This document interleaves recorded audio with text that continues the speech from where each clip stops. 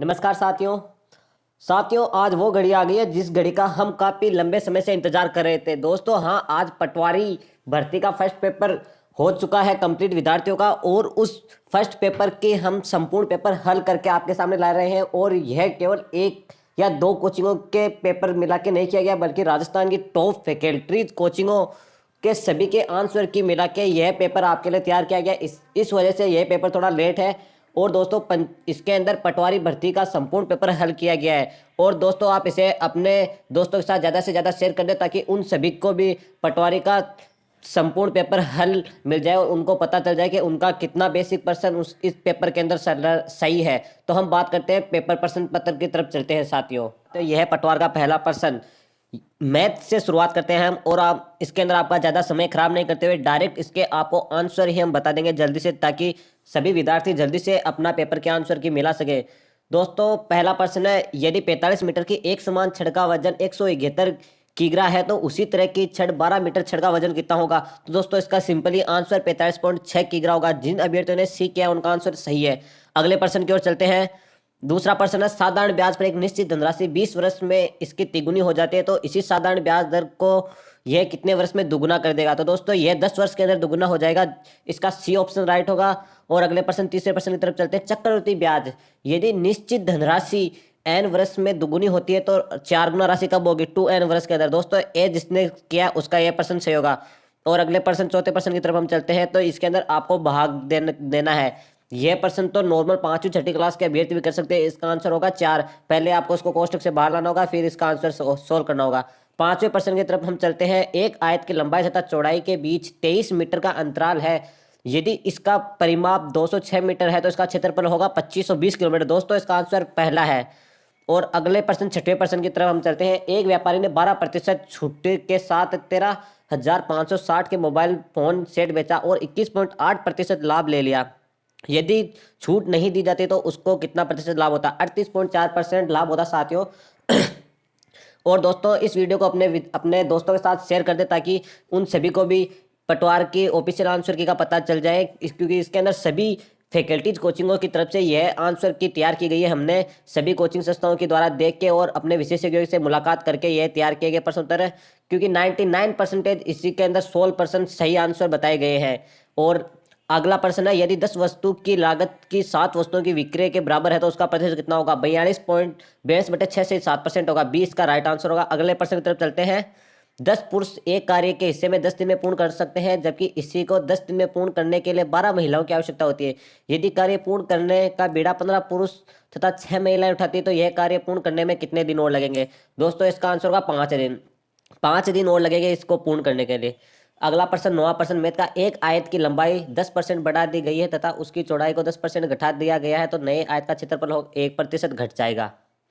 10वां प्रश्न, एक केले की कीमत 20% से घटा दी जाती है तो उसकी राशि को 10 में से 5 केले अधिक खरीदे जा सकते हैं। एक केले का प्रारंभिक कीमत क्या होगी।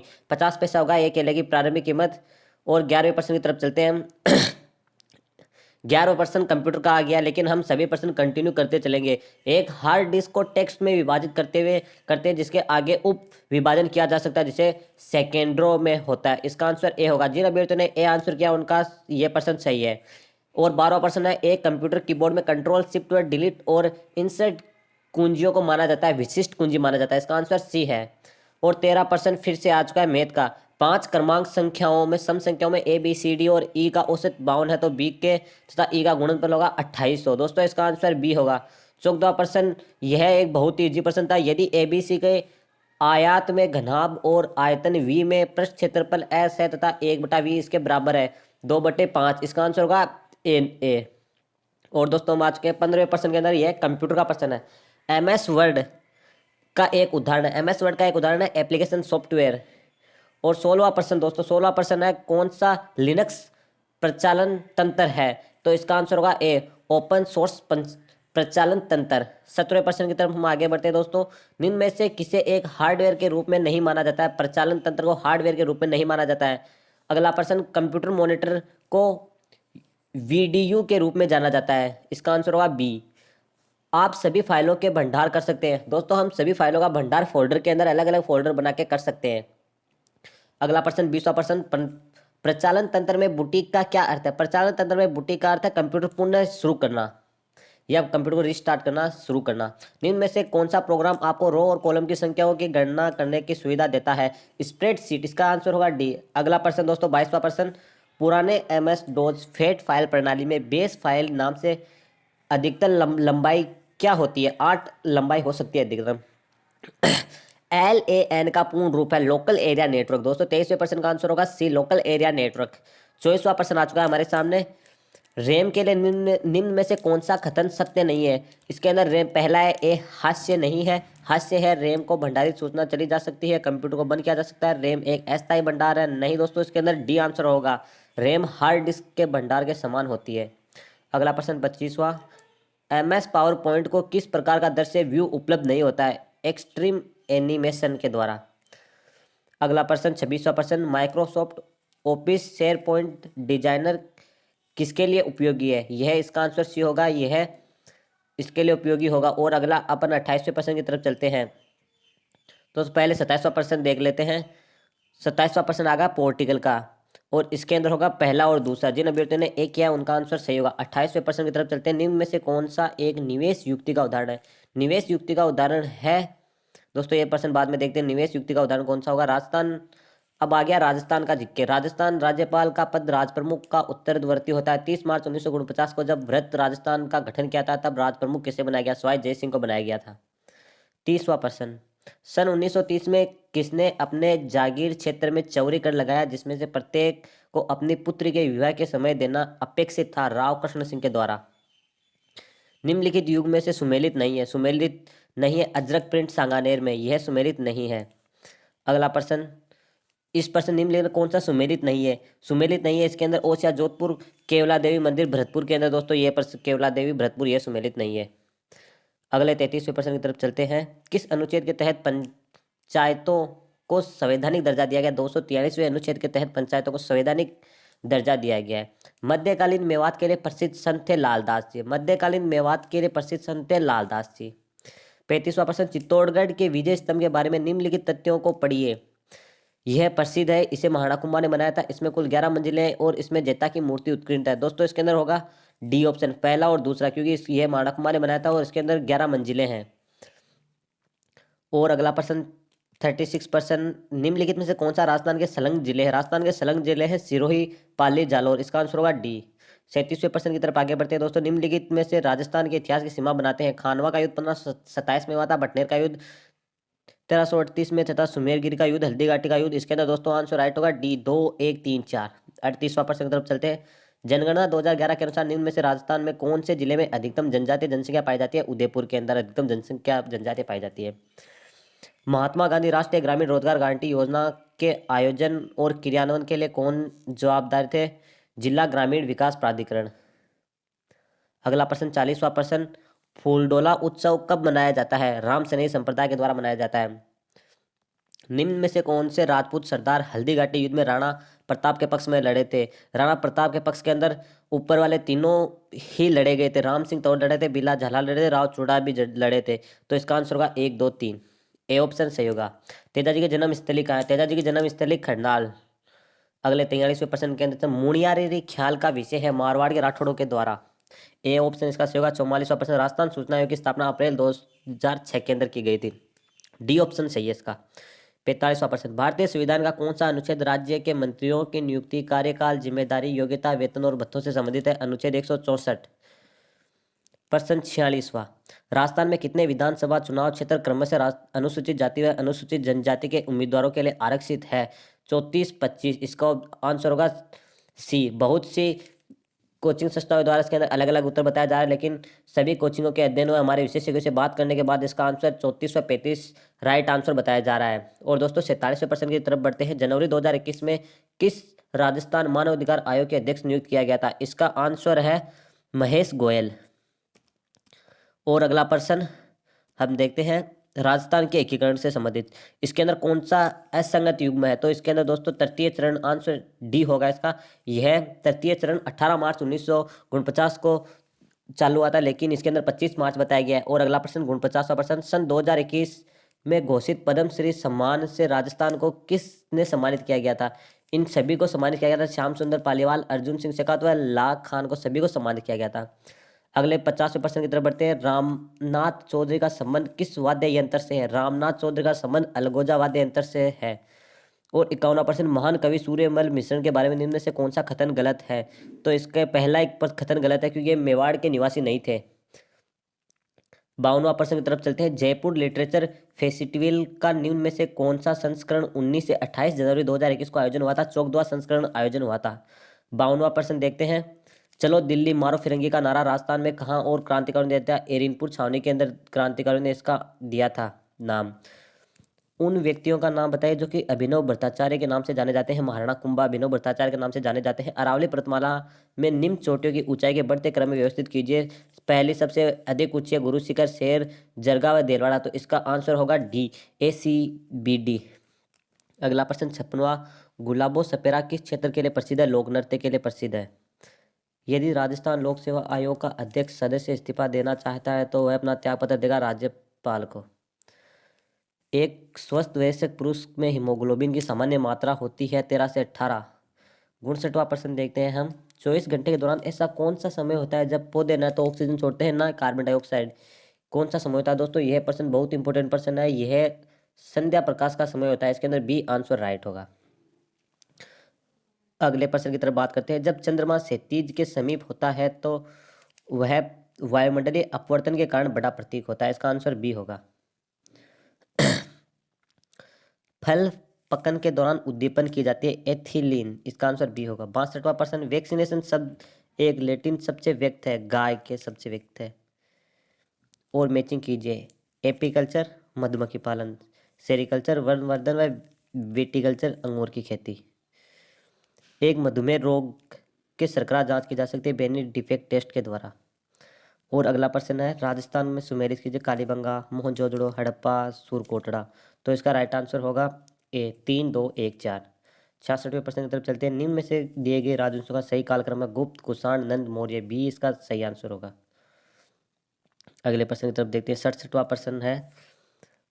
जहांगीर शासनकाल में कांधार पर इसके कारण पुनः अधिकार नहीं कर सकता क्योंकि इसका कारण था कि मुगल सेना में अकुशलता, खुरम द्वारा उस स्थान पर कूच करने से इनकार, अभियान आयोजन करने में कठिनाइयाँ। तो इसका आंसर होगा बी, 1, 2, 3 चारों इसके सही है। 68वें प्रश्न। इक्ता प्रथा के स्थापित दस्ता किसके द्वारा दिया गया? इक्ता प्रथा का स्थापित दस्ता इतुल मिशन के द्वारा दिया गया, इतुल मिशन। अगले प्रश्न की तरफ। बांग्लादेश को स्वतंत्र हुआ था 16 दिसंबर 1971 को स्वतंत्र हुआ बांग्लादेश। इंडियन नेशनल आर्मी का गठन भारत में अंग्रेजों के खिलाफ लड़ने के लिए किया गया था। इसका आंसर बी होगा। निम्नलिखित घटनाओं का सही कालक्रम है। जलियांवाला बाग हत्याकांड 1905, बंगाल विभाजन 1905, जलियांवाला बाग हत्याकांड 1917। तो इसका आंसर होगा 1, 2, 3, 4। सी इसका सही करेक्ट आंसर है। अगला प्रश्न। बेहतर निम्नलिखित व्यक्तियों में भारत के राष्ट्रपति चुने जाने का सही क्रम है राजेंद्र प्रसाद। 73वां प्रश्न। निम्न में से किसे संविधान सभा द्वारा इसके स्थायी अध्यक्ष के रूप में चुना गया था? डॉक्टर राजेंद्र प्रसाद को। 74वां प्रश्न है। लोकसभा में निर्वाचित संख्या में वृद्धि की गई थी 31वें संविधान संशोधन के द्वारा। और अगला प्रश्न आ गया कथन निष्कर्ष की तरफ से। यह प्रश्न हो सकता है। नीचे दिए गए दो वाक्यों में कथन ए और तर्क आर के रूप में चिन्हित किए गए दोनों वाक्यों के संदर्भ में निम्नलिखित से कौन सा कथन सत्य है? तो इसके अंदर कथन सत्य होगा सी। ए और आर दोनों सत्य है। ए एवं आर दोनों कथन सत्य हैं। 37वें प्रश्न की तरफ देखते हैं। भारत में किस मंत्रालय के द्वारा विभिन्न संकेतों पर आधारित सूचनाओं के सुशासन के मापने के उद्देश्य से सूचकांक विकसित किए गए हैं? इस प्रश्न को लास्ट के अंदर देखेंगे हम। और निम्न भारतीय राज्यों में से कौन सा राज्य अधिकतम अन्य भारतीय राज्यों की सीमा साझा करता है? उत्तर प्रदेश। यूपी सबसे ज़्यादा राज्यों की सीमा साझा करता है। नीति आयोग के प्रथम उपाध्यक्ष थे अरविंद पनघारिया। ये ऑप्शन सही होगा इसके अंदर। भारतीय संविधान के किस संशोधन अधिनियम द्वारा लोकसभा और राज्यसभा में विधानसभाओं में अनुसूचित जाति व अनुसूचित जनजाति आरक्षण व एंग्ला इंडियन समुदाय के आरक्षणों को अलग करते हुए 10 वर्षों के लिए बढ़ाया गया था? 104वें संविधान संशोधन अधिनियम 2020 के लिए। प्रश्न संख्या 80। भाखड़ा, नांगला, हीराकुंड और कोसी परियोजना क्रमशः नदियों स्थित है। सतलज, महानदी व कोसी नदियों के संगम पर स्थित है। पश्चिमी घाट के आर पार सबसे चौड़ा विदर है चोल घाट। आंसर इसका डी होगा सभी का। और यह प्रश्न 82वां प्रश्न बड़ा इंपॉर्टेंट प्रश्न था। BHE में लोहा इस्पात उद्योग व रसायन, इलेक्ट्रॉनिक व इसके अंदर उद्योगों के बारे में बताया गया, तो इसका आंसर सी होगा। जिन अभ्यर्थियों ने सी आंसर किया उनका एकदम सही आंसर है। और 83वां प्रश्न देखते हैं इसी के साथ। विश्व ओजोन दिवस किस दिन मनाया गया? 16 सितंबर को मनाया जाता है विश्व ओजोन दिवस। ब्रोमीन ज्वाला उत्पादक में कई घरेलू उत्पादक जैसे गद्दों और सजावटी सामानों के लिए उपयोग किया जाता है, तो उपयोग से संबंधित कुछ आशंकाएं क्यों होती है? इसका आंसर होगा 1 व 2, ए इसका सही आंसर है। भारत में सामाजिक नवीन वर्गीकरण के प्रथम प्रयोग हुआ था 1976 में, प्रथम प्रयोग हुआ था। 86वां प्रश्न, 29 अगस्त 2021 को अल्जीरिया के समुद्र तट पर भारत व अल्जीरिया की नौसेनाओं के द्वारा प्रथम नौसैनिक अभ्यास किया गया था। किस जहाज ने भारत का प्रतिनिधित्व किया था? INS तबार ने किया था। यह बी ऑप्शन सभी अभ्यर्थियों का सही है, यह करंट का प्रश्न था। 31 अगस्त 2021 को सर्वोच्च न्यायालय में 9 नए जजों ने शपथ ली। अब सर्वोच्च न्यायालय में महिला जजों की संख्या हो चुकी है 4, 87वें के अंदर ऑप्शन 4 सी इसका सही आंसर होगा। 88% की तरफ चलते हैं। 1 सितंबर 2021 को जम्मू एवं कश्मीर केंद्र शासित क्षेत्र में पंचायती राज व्यवस्थाएं सशक्त करने और संसदीय कार्यक्रम का उद्घाटन श्री ओम बिरला जी ने किया था। 89वां प्रश्न, 7 जुलाई 2021 को निम्न में से किस मंत्री ने स्वास्थ्य एवं परिवार कल्याण के नए केंद्रीय मंत्री के रूप में शपथ ली थी? मनसुख मांडविया ने। 1 सितंबर 2021 को SBI ने को तैरता हुआ ATM खोला था डल झील श्रीनगर के अंदर। उज्ज्वला योजना प्रधानमंत्री 10 अगस्त 2021 को प्रारंभ की थी महोबा यूपी के अंदर। 67वें राष्ट्रीय फिल्म पुरस्कार समारोह किसके 51वें दादा साहेब फाल्के अवार्ड रजनीकांत को दिया गया था? 93% है। केंद्र सरकार की योजनाओं एवं उनके प्रोत्साहन की तारीखों के निम्नलिखित युग्मों में से कौन सा सही नहीं है? इसका आंसर होगा डी, मिशन कर्मयोग सही नहीं, 20 नवंबर 2020, ये गलत है। किस राज्य ने सोनू सूद को कोविड टीकाकरण में एम्बेसडर के रूप में नियुक्त किया था? पंजाब राज्य ने किया था अभी फिलहाल। अगला प्रश्न है 95, राजस्थान में कृष्णा नागर के संबंध में निम्नलिखित कथनों पर विचार कीजिए। यह जयपुर जिले से संबंधित थे, इन्होंने टोक्यो ओलंपिक में भाग लिया था और यह पैरा मेडिकल पुरुष व एस्पायर प्रतियोगिता जीते थे। अगला प्रश्न, निम्न में से किसका, अब आ चुका हिंदी का टॉपिक, निम्न में से किस शब्द का संधि विच्छेद सही है? महेश्वरी बराबर महाधन ऐश्वर्य। निम्न में से किस विकल्प के सभी शब्दों तथा प्रत्यय दोनों का अलग हुआ है? अंतःकरणीय व अकथनीय। किस विकल्प के सभी प्रश्न पर्यायवाची नहीं है? इसका आंसर होगा डी, विष्णु लक्ष्मी महेश्वर। किस विकल्प में विलोम युक्त है? संस्कृत व निरादृत। निम्नलिखित शब्दों पर विचार कीजिए। ध्यान आकर्षण, ये इसका सही आंसर होगा 1 व 4। त्रिफला शब्द में किस समास का उदाहरण है? द्विगु समास का। निम्नलिखित विकल्प में शब्द युग में अर्थ भेद सही नहीं है? आदि व आदि अंत निर्भर का। अगला प्रश्न 103वां प्रश्न है, राजस्थान किस विकल्प में अंग्रेजी परिभाषा शब्द का प्रयोग हुआ है? मानहानि, डी इसका आंसर सही है। दांतों से हाथ काटना मुहावरे का अर्थ है पश्चाताप करना। किस विकल्प में शब्द का समक्ष हिंदी परिभाषित शब्द है? स्थगत। 105वें के अंदर होगा बी आंसर सही। व्याकरण की दृष्टि से निम्न में से कौन सा शुद्ध वाक्य है? यहाँ कोई एक चित्र नहीं है। किस वाक्यांश के लिए उपयुक्त शब्द सार्थक नहीं है? दोपहर के बाद का समय पूर्वा है। और ये अब आ चुके इंग्लिश की दोस्तों बात करते हैं तो ये बहुत ही सरल टॉपिक था। पैसेज के अंदर से पूछे गए सभी प्रश्न और सभी प्रश्नों के आपको डायरेक्ट आंसर बता दिए जाते थे। क्वेश्चन संख्या 8 के अंदर आएगा बी। जिन अभ्यर्थियों ने नहीं मिला है वो जल्दी जल्दी मिला लें।